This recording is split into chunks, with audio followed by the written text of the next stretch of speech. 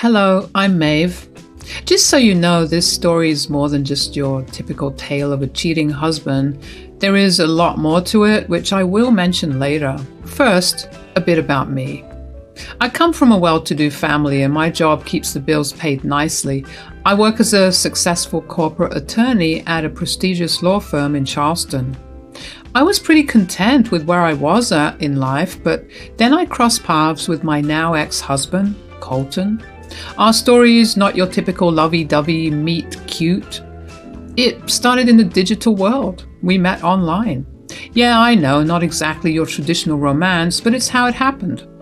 At the time, Colton was living down in Savannah, Georgia, which was about a 2-hour drive from Charleston. After 6 months of endless online chats, video calls, and whatnot, he finally made the drive to see me. It felt like a big step, moving from online chats to real-life visits. From there on, he'd made the trip over every weekend. But now that I look back, there were things I should have picked up on. For starters, he never took me to his place. Strange, right?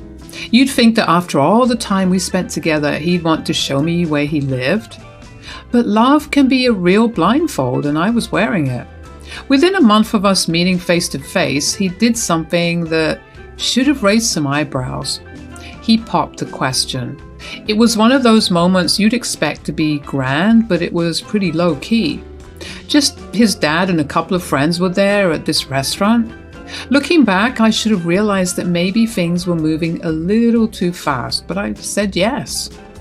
I was young, but I'd already scored my own house through hard work.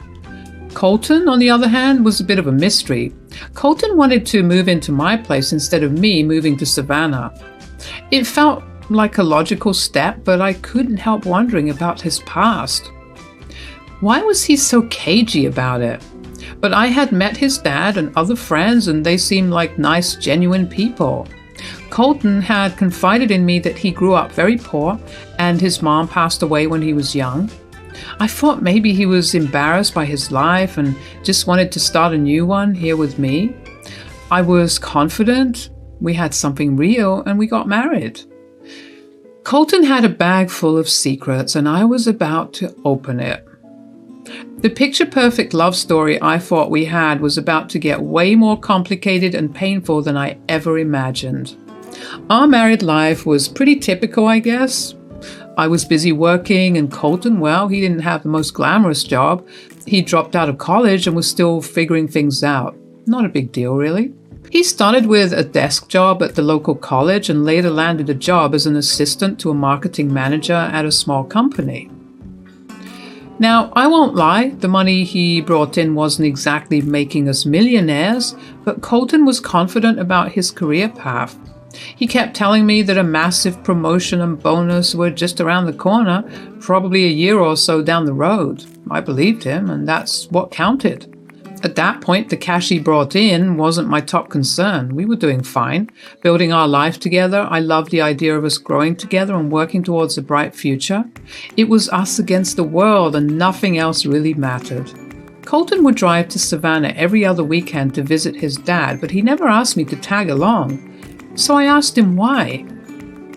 Colton, we've been married for 2 months now. I really want to be a part of your life in Savannah.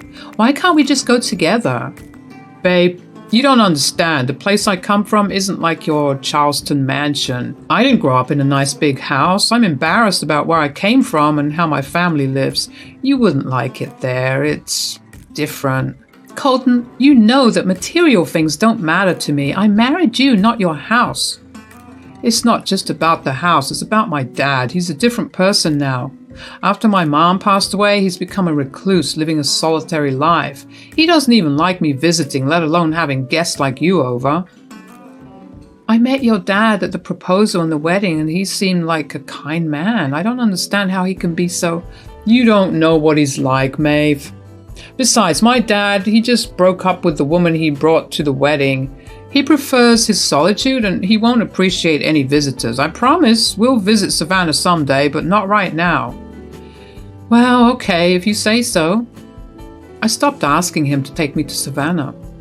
I could sense the discomfort it caused him, and I didn't want to push him into something he wasn't ready for. But who knew our marriage wasn't even going to last a year? Then came Colton's birthday, and along with that, his so-called office work trip. About 10 days before his birthday, Colton came home from the office and gave me some bad news. "Hey babe, there's something I need to talk to you about." "What's up?" "It's about my upcoming work trip. I know it's not the best timing, but it's essential. It's a 2-week trip to Savannah, and I have to leave in 5 days. 2 weeks? But Colton, your birthday is just around the corner. I know, and I hate that I won't be with you for my birthday, but the office trip is crucial. I've been working hard, and there's a promotion on the line. It would look bad if I backed out now." "Where will you be staying in Savannah?" "The office offered me accommodation." "Oh, then maybe I can take some time off work and accompany you like I did earlier when we went on that San Diego trip." "Let me complete it. I'm planning to stay with my dad. He's been on his own since we got married, and I want to check up on him. I've already told the office not to book a room for me." "With your dad? So that means I won't be able to join you?" "I'm afraid so." "It's your birthday, Colton. I want to be there with you." "I know, babe, and it breaks my heart that I can't spend my birthday with you. But we can celebrate when I get back, just the two of us. And if I get that promotion, I promise we'll plan a fantastic trip to anywhere you want, and it's all on me." "I understand, Colton. It's not about some trip, though. It's your birthday." "I promise I'll make it up to you, babe. This isn't the last birthday we'll spend together. We've got a lifetime of birthdays ahead of us." "All right. I'll let you go on this one, Colton, but I expect a belated birthday celebration like no other." "You've got it, babe. It'll be the best birthday celebration we've ever had." "I love you, Colton." "I love you too, Maeve." So there I was, trying to distract myself when Colton left. I had just gotten back from work, and the house felt empty without him. It was Colton's birthday soon, and I couldn't bear the thought of him spending it alone with his dad, Richard, at their place. I didn't want to intrude or overstep any boundaries, so I had a plan to make Colton's birthday special. I'd surprise him at his dad's place, bearing gifts, balloons, and a cake. We'd then whisk away to a fancy hotel where I'd reserved a room for the night. It was my way of showing him how much I cared, and I was all in. First, the cake. I didn't hold back. It had to be something unforgettable. So I ordered a custom cake that was not only delicious but also extravagant. It cost me a pretty penny, but Colton was worth every cent. Next, I went shopping for the perfect gift. I wanted something that would remind him of my love every time he looked at it. After some browsing, I decided on a fancy watch. On the morning of Colton's birthday, I picked up my phone and dialed his number. "Hey babe, happy birthday!" "Thanks, babe." "So, what's on your agenda today, sweetheart?" "Just work for me. A hectic day. There is this really important client that needs to be taken care of, but don't worry, I'll be thinking of you. What about you?" "That's nice, hon. I've got a day at the office, and then it's a low-key evening. Some drinks with my co-workers and a bit of Indian takeout for Dad and me. That's how we've done it since Mom passed. Just a small celebration with a pack of 4 cupcakes and some takeout." "Well, babe, you enjoy your day. Love you." "Love you too, and don't work too hard." I made the drive to Savannah to surprise Colton. It was a 2-hour journey, but I was determined to make this day special for him. I knew the address of where he lived because we had sent each other flowers occasionally during our online dating days. The address seemed odd to me, though. Colton had always described his home differently. I parked my car a couple of houses before the one listed in the address. The house was beautiful, nothing like the small place he had told me about. I was very much confused. Just as I was about to get out of the car, a vehicle pulled into the driveway of the house. It was Colton's car, and he was not alone. In his arms, he held a child who appeared to be around 2 or 3 years old. They were both holding balloons and seemed cheerful. The woman with him was blonde and looked exhausted, yet beautiful. She held a box that resembled a cake box. Together, they walked into the house. I was shocked, frozen in disbelief. I didn't want to jump to conclusions too quickly, but I had to know what was going on. I watched from my car as they went inside the house. I felt like a stalker, but I needed answers. The windows were open, and through one of them, I could see their silhouette. I couldn't believe my eyes. Colton held the woman, and they kissed. The man who was my husband, the one I was planning to surprise for his birthday, was kissing another woman. I knew I couldn't stay parked outside forever. My hands trembled as I turned the car around and drove away to the hotel that I had booked for us. That night at the hotel was a total mess. I cried my eyes out and couldn't believe what I'd seen. It felt like living in a nightmare that had no end. I had to find out the truth no matter what, so I stuffed my face with junk food and cried myself to sleep. My eyes were all puffy when I woke up, but I didn't give a damn about how I looked. I just had to go and see Colton and catch him red-handed. The next morning I drove over to his place. Colton's car was nowhere in sight, which made me even more nervous. But I'd come this far and there was no turning back. I knocked on the door. The blonde woman opened the door, who I now know was Kim. "Hey there, how can I help you?" "Hi, I'm Maeve. Can I speak to Colton?" "Colton's not home. Who are you?" "Well, I'm his wife, Maeve." "Are you kidding me? What kind of sick joke is that?" "No, seriously, I'm his wife. It's not a joke." "There's no way. I'm Colton's girlfriend, Kim, and our baby girl, Irina, is inside. You must be mistaken." "What? You don't know?" "Wait, I can show you our wedding pictures. Just trust me this once." "Okay, come in." So I went inside and the house looked like a proper home. There were pictures on the walls of Colton and Kim, and they looked so young. And then there were pictures of Colton, Kim, and a baby. Seeing all that, I had a lump in my throat. When I walked into the living room, there was Irina on the carpet playing. The little girl had Colton's green eyes. It was hard to take in. "So, those pictures?"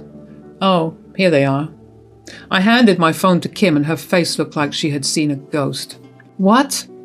I can't wrap my head around this. When did you two—" "We got married around 8 months ago." "This is unbelievable. But I need some answers as well. You see, Colton and I have been an item for nearly 6 years now. My little Irina is almost 3, you see?" "Wait, what? This doesn't make any sense. How did you two meet?" Now that I think about it, it strangely adds up. Colton and I connected online, and before we knew it, we were married. I'm just trying to process all this, Kim. It's quite baffling. Now I think I get what's happening here. What's going on? Colton had no job prospects back here.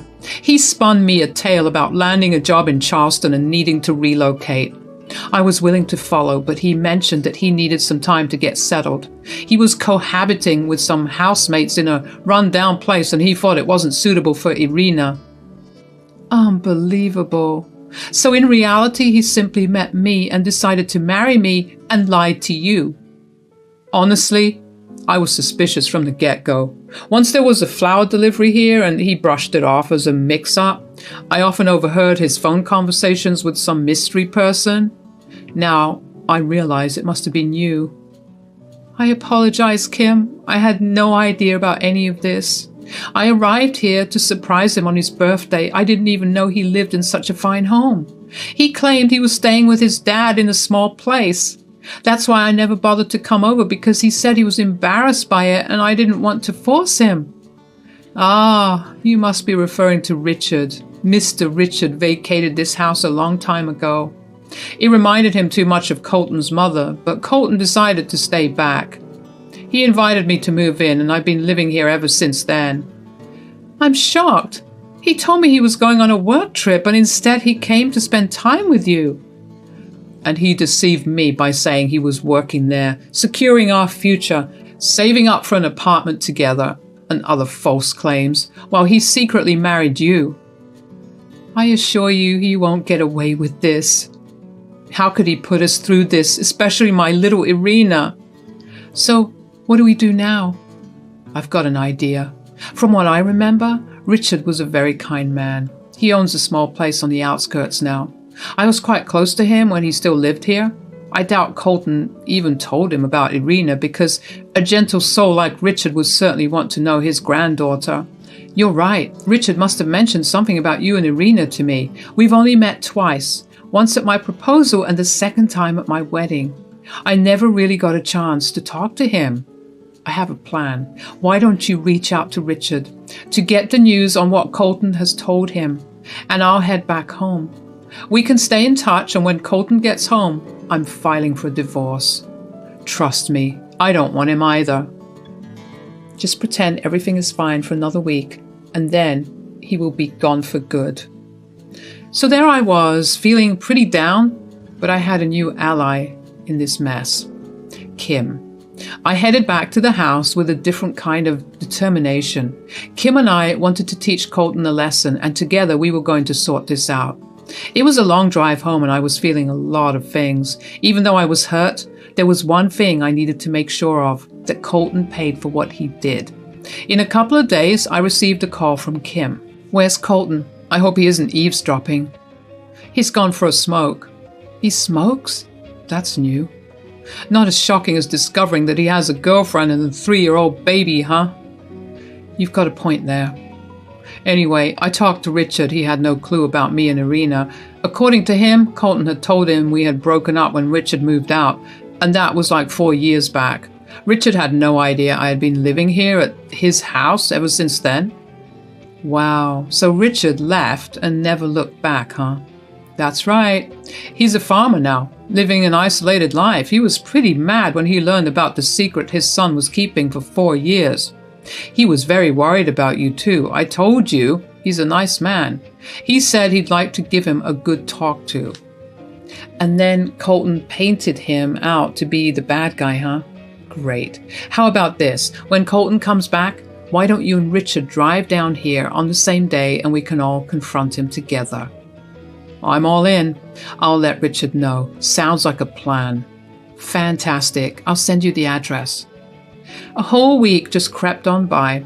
I couldn't shake that nervous feeling in my belly. My days were filled with lawyer chats, sorting out my own feelings, figuring out my next steps.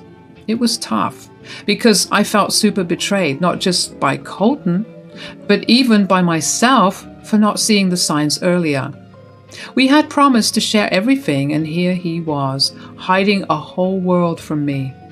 But I had a plan, and I was determined to make him face what was about to come. Finally, Colton came back home. I put on a fake smile and kissed him. I had to act like everything was fine, even though I was bubbling with all sorts of emotions inside. He looked tired, and I guess he needed some rest. He decided to take a nap. In a couple of hours, the doorbell rang. I asked him to go get the door while I stood right behind him. Dad and Kim, what are you doing here? Hey, Richard and Kim, come in. What's happening? Colton, you've been caught. That's what's happening. Oh, Kim, I'm going so I can make a good living. I want to provide for you and Irina soon. You can't come here. I'm living with some roommates. Your wife, Maeve, was your roommate, huh? You forgot to tell me about that part. I was always suspicious of you. And not just that, you were lying to me, saying you grew up poor and that Richard doesn't like people at his house, gaining sympathy from me. You talked about how you lost your mom and everything, how you don't like going back there. Colton, I can't believe this. Is this how I raised you? Do you think your mom would have been proud of you? I'm sorry, everyone. I'm sorry. Sorry is just not going to cut it. You need to explain yourself more. You had a daughter who needed a father, and you still married me and kept me in the dark. Yes, and what about Irina? You kept giving us false hope. I'm sorry, everyone. Dad, you were moving out and Kim was pregnant. I thought I would convince her to abort the baby, so I didn't tell you. She wanted to keep it. I loved Kim, but I was not ready to become a dad. Oh, you were all nice and giggly when I told you I was pregnant. Kim, you got bored after we had Irina. I'm sorry. One of us had to grow up and be responsible. Not everyone likes to be a broke, jobless man like you. I met Maeve online, and the idea of her sounded so nice, away from the responsibility of a kid. It started out very casually, really, but then when I met her, it seemed real, and I didn't want to let go of that. I married her. And you didn't even bother to tell me? I love both of you, and I didn't want to let any of you go. Oh, stop it. This is not love. I was confused, so I thought, why not just let things be the way they were?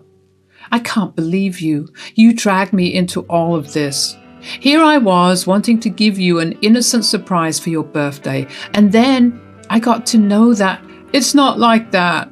I like living in your house. This is some life I didn't want to give up on. What are you implying? You married Maeve for her house? What? You married me for money? Well, it's complicated. I loved you, but I also liked your lifestyle. That's what attracted me to you. It's as simple as that. You fell in love with the lifestyle, the money, and not me, Colton. How selfish. Enough, everyone. Colton, this is not the man I expected you to be. Your mom and I loved each other. You grew up in a loving house. And are these the values that you learned from us? Enough. You're on your own now. I have made my decision. Kim is going to be the owner of my house. She needs a place for herself and Irina. Dad, are you serious? I was supposed to take ownership of that house. Dead sure I am. You don't deserve it. Kim and Irina need it more than you do. Well, I don't need you guys either. I'm with Maeve now anyway. Do you think I'm a fool? Get out of my house too. We're getting a divorce. Babe, what? No, I made a mistake, but I chose you over Kim. I married you, not her. Colton, we're over. There is nothing you can say or do now. We are over too, and I'll make sure you never get to see Irina again. It's been a year since all that drama went down. A year of freedom from Colton's mess. Richard handed the house to Kim, and she is living there with little Irina. Colton? Well, he's got nothing but regrets and a big dose of karma. Colton thought he could play us all and have his cake and eat it too. So here's a piece of advice for y'all. When you're online dating and decide to meet in person, just remember, honesty is your best wingman. Trying to juggle two relationships is like playing a game of hide and seek. Eventually, someone's going to catch you and it won't end well. So save yourself the drama, be real, and don't bite off more than you can chew.